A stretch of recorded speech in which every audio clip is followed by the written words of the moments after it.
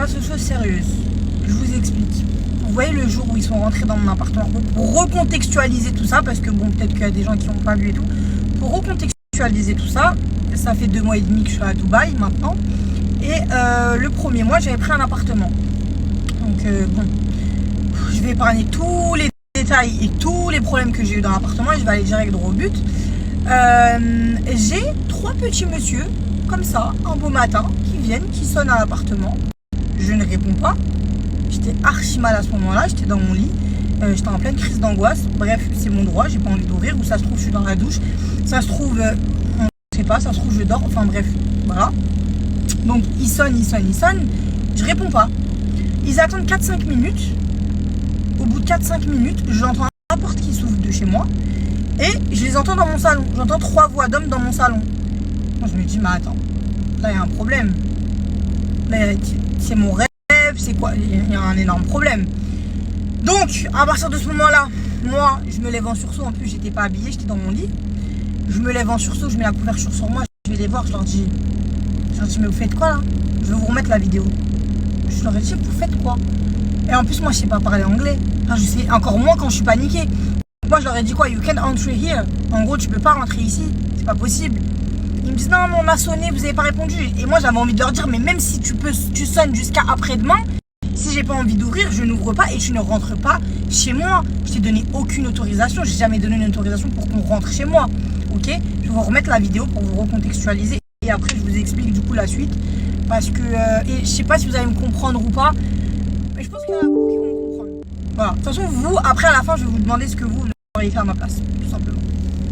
Là, il y a des gens qui sont rentrés chez moi, ils ouvrent pas. Attends, parce que là, je vais tout exploser, là.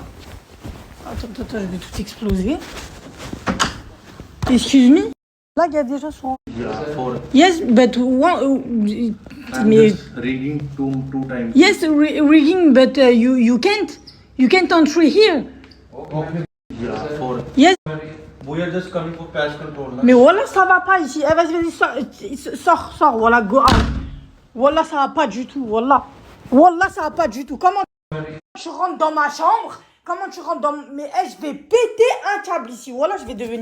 Tu rentres dans ma... Il faut savoir qu'à ce moment-là, ma santé, elle allait pas bien du tout. J'étais dans un mal, mais catastrophique. Santé mentale, physique, psychologique, tout en même temps. Ça allait pas. Alhamdoulilah, aujourd'hui, ça va mieux. Et d'ailleurs, c'est pour ça que j'ai coupé comme ça d'un coup. En fait, il y a eu trop de trucs d'un coup, comme ça. Pam, pam, pam, pam, pam. Ça s'est enchaîné. Et j'avais besoin d'être toute seule. Même mes proches, je leur répondais pas. Et je vous dis la vérité, wallah que c'est vrai, je répondais à personne. Je voulais rien de personne. Je voulais me concentrer sur moi, me retrouver avec mon créateur. Point barre, ça s'arrête à là, je voulais rien de plus. Genre, j'étais vraiment dans un état psychologique et mental et physique. Je pouvais plus. Genre, j'étais vraiment, je sais pas, c'est un burn-out, je sais pas ce que c'est, mais je ne pouvais plus.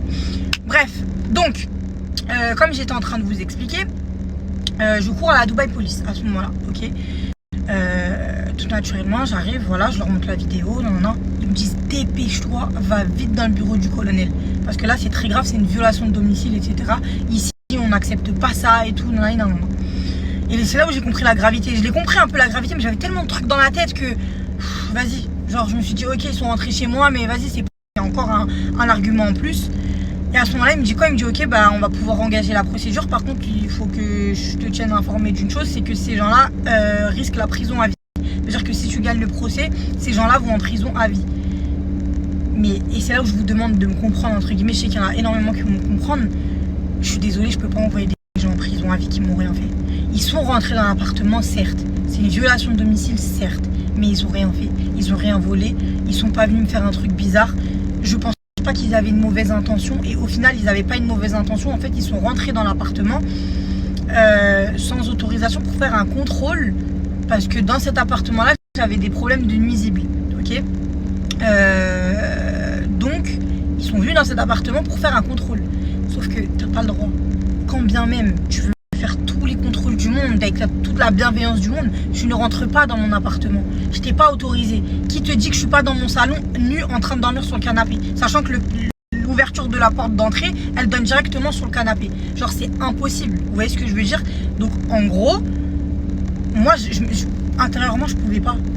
Ils m'ont rien fait, ils ont rien volé, ils avaient pas une mauvaise intention. me suis dit, c'est pas possible, je vais pas aller foutre des gens en prison. Ça se trouve que ces mecs-là, ils bossent pour leurs enfants. Ils viennent d'un pays étranger. Ils sont venus ici à Dubaï pour travailler. Ils travaillent dur. Ils sont payés une misère. Ça se trouve, ces enfants, ils sont en galère. Sa femme, nanana, ils vivent dans des Tojinskins. Je me suis dit, c'est impossible de les envoyer en prison.